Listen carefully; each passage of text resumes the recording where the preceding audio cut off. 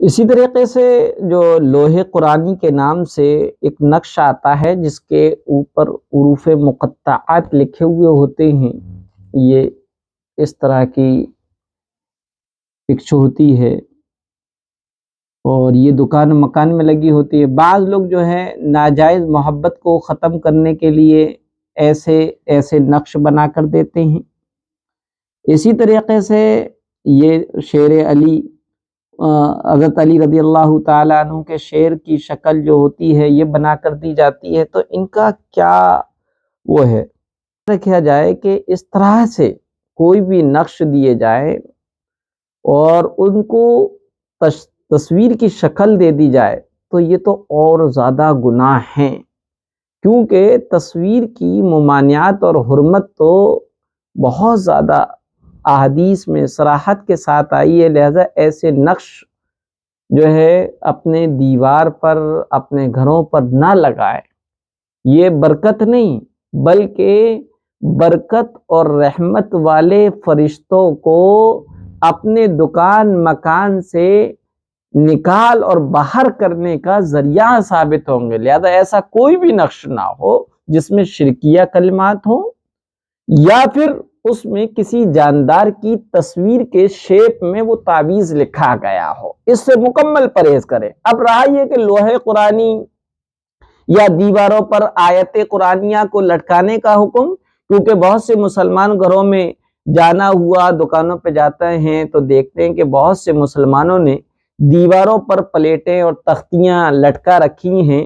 اور جنہیں کہتے ہیں طغرے کہتے ہیں، جن پر قرآنی آیات اور اسماء حسنہ لکھے ہوتے ہیں۔ اس عمل کے متعلق شریعت کا کیا حکم ہے یہ پوچھا گیا ہے، تو یاد رکھا جائے کہ گھروں، اسکولوں اور دکانوں وغیرہ کی دیواروں پر قرآنی آیات پر مشتمل طغرے، کپڑے اور پلیٹ اور تختیاں لٹکانے میں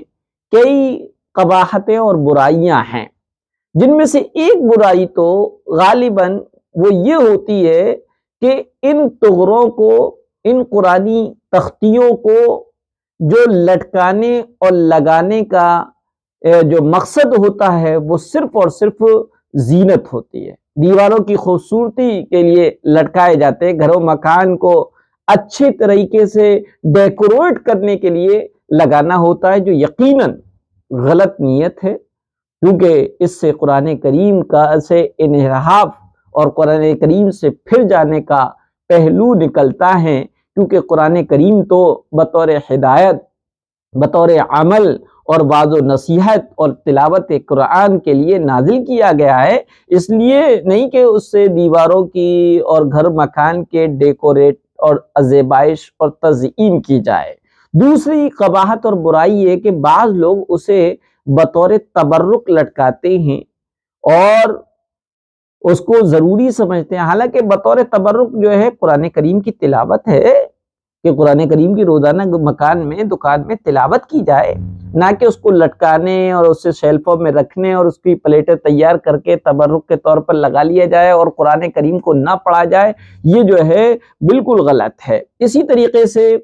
تیسری خرابی یہ کہ اس میں نبی صلی اللہ علیہ وسلم اور خلفائے راشدین رضی اللہ عنہم کے طریقے کی مخالفت ہے، کیونکہ انہوں نے یہ کام نہیں کیا، اس لیے کہ ان کا زمانہ تو خیر اور بھلائی کا زمانہ تھا۔ قرآن کریم اللہ تعالیٰ نے فرمایا، اللہ کے نبی صلی اللہ علیہ وسلم نے خیر القرون قرنی، زمانوں میں سب سے بہترین زمانہ میرا، ثم الذین یلونہم، پھر ان لوگوں کا زمانہ جو میرے بعد ہیں، یعنی صحابہ کا، تو صحابہ اور تابعین کا زمانہ جو ہے خیر القرون میں آتا ہے، لہذا اس میں ان لوگوں کے یہاں پر ایسا کوئی رواج نہیں تھا، اور ہماری کامیابی جو ہے صحابہ کی اتباع میں ہے، نئی نئی باتیں اپنی طرف سے دین سمجھ کر لینے میں ہماری کامیابی نہیں ہے۔ اسی طریقے سے تاریخ میں آتا ہے کہ اندلس ہے، ترکی ہے، ان میں جب یہ نقوش اور زیبائش گھروں اور دیواروں اور مکانوں پر لٹکانے کا ایک عام سلسلہ جب شروع ہوا ہے تو یہ مسلمانوں کی کمزوری اور ذلت کے دور میں شروع ہوا ہے۔ اسی طریقے سے اس کو، یعنی اس طرح کے نقش اور تعویذات کو گھر میں، مکان میں، دکان میں لٹکانا، یہ شرک کا وسیلہ اور ذریعہ بھی بنتا ہے، کیونکہ اس لیے کہ بعض لوگ یہ اعتقاد اور یقین رکھتے ہیں کہ ان کے لٹکانے سے گھر اور اس میں رہائش پذیر لوگوں کی شر، برائی، آفت، ناگانی بلاؤں سے حفاظت ہوتی ہے۔ تو یہ اعتقاد یقیناً شرکیہ اور حرام ہے، کیونکہ بچانے والا تو اللہ تعالیٰ ہے، اور بچانے کے اسباب میں سے یقیناً قرآن کریم کے نقوش ہو سکتے ہیں، لیکن وہ نقوش جو تصویر کی شکل میں ہو، جو کیا ہے ایسی شکل میں ہو جس سے جاندار کی تصویر نمایاں ہوتی ہو، تو یہ جو ہے بچانے کے اسباب میں سے نہیں ہے۔ قرآن کریم کی خشوع اور یقین کے ساتھ تلاوت کرنا اور اذکار مسنونہ کا، صبح و شام کی دعاؤں کو پڑھنے کا، یہ جو ہے یہ شر، برائی، آفت اور بلیات سے حفاظت کے اسباب میں سے ہیں۔ اسی طریقے سے پانچویں خرابی جو یہ ہے کہ اس کو لکھنے میں قرآن کریم کی تجارت کی ترویج ہوتی ہے، اس کا بزنس چل پڑا اور اس میں منافع کا زیادہ سے زیادہ منافع کا وسیلہ اور ذریعہ بنتا جا رہا ہے۔ میں آگرہ میں گیا تو میں نے دیکھا کہ ایک صاحب ایسی کیل لے کر آئے جس پر آیت الکرسی لکھا ہوا تھا، اور ایک کیل 1000 کی، 4 کیل اگر انہوں نے گھر کے چاروں کونوں پہ لگانے کے لیے لی تو 4000 کی آ رہی تھی۔ بعض جگہ سنا کہ وہ 15000 کی آتی ہیں۔ تو یہ بزنس بن رہا ہے اور اس میں خوب زیادہ سے زیادہ منافع لیا جاتا ہے۔ تو یہ بات ضروری ہے کہ قرآن کریم کو اس سے علیحدہ رکھا جائے اور اس کو منافع اور بزنس کا وسیلہ نہ بنایا جائے۔ اور یہ بھی آپ کو یاد رکھنا چاہیے کہ ان تغرے اور پلیٹوں میں اتنا پیسہ خرچ کرنا، لگانا جو ہے کہ فضول خرچی کے زمرے اور کیٹیگری میں جاتا ہے۔ اسی طریقے سے بہت ساری تغرے تو سونے کے پانی والے ہوتے ہیں، اور سونے کے کا لٹکانا، اس کا استعمال میں لانا، اس میں احادیث میں ممانعت ہے۔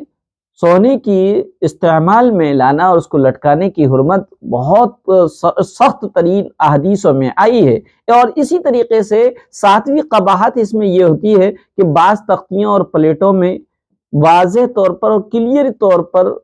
قرآنی آیات نہیں لکھی ہوتی، پتہ نہیں چلی کیا کیا لکھا ہوتا ہے، وہ جو پڑھی بھی نہیں جاتی اور نہ ہی اس کا کوئی فائدہ ہوتا ہے۔ جیسے کہ آپ نے دیکھو بالکل چھوٹا سا قرآن، اتنا سا قرآن، اس کو دیکھا جائے تو صحیح سے حروف اور نقوش نظر بھی نہیں آتے، وہ قرآن نہیں ہوتا ہے۔ لہذا اس کو تبرک کے طور پہ رکھنا یا اس کو قرآن سمجھنا یہ قرآن کریم کی بے ادبی اور بے حرمتی ہے۔ بھلا اتنے سائز کا، اتنا موٹا 50 یا 60 پیج میں پورا قرآن کریم کیسے آ سکتا ہے؟ اس لیے اس طرح سے اس کو اس شکل میں رکھنا بھی درست نہیں ہے۔ اور بعض تو ان نقوش کو کسی پرندے کی شکل میں، شیر کی شکل میں، یا پھر کسی سجدہ کرتے ہوئے شخص کی شکل میں لکھ دیتے ہیں، اور اس طرح دوسرے جاندار کی شکلوں میں نقش کو لکھنا جو کہ حرام ہے۔ اس میں آیت قرآنیہ کو جو ہے گندگی جگہ پر رکھنا، اس کی بے ادبی آتی ہے، کیونکہ ہم جب گھر کا ڈیکوریٹ کرتے چاہتے تو ادھر سے ادھر لے جاتے تو سینری اور تغرے جو ہے کہیں بھی اٹھا کے رکھ دیتے ہیں، اور اس میں جو ہے اہانت کا پہلو نکلتا ہے، بے ادبی کا پہلو نکلتا ہے۔ بعض دین سے دور مسلمان اسے یہ سمجھتے ہیں کہ اور یہ یقین کے ساتھ لٹکاتے ہیں کہ وہ دینی کام کر رہے ہیں، حالانکہ وہ دینی کام نہیں ہوتا ہے۔ بہت سارے وہ دینی کام جو ان کو کرنا چاہیے وہ چھوڑ رہے ہیں۔ بہرحال مختصر یہ ہے کہ ان چیزوں کو نہ لٹکانا بہتر ہے، کیونکہ خیر القرون میں، صحابہ کے دور میں لوگ اس طرح کی اعمال نہیں کیا کرتے تھے، بلکہ وہ اعمال کے ساتھ پختہ اعمال میں سنت نبوی کی پیروی کرتے تھے اور عقیدے کے بھی بڑے مضبوط تھے، لہذا ہمیں اس سے بچنا چاہیے۔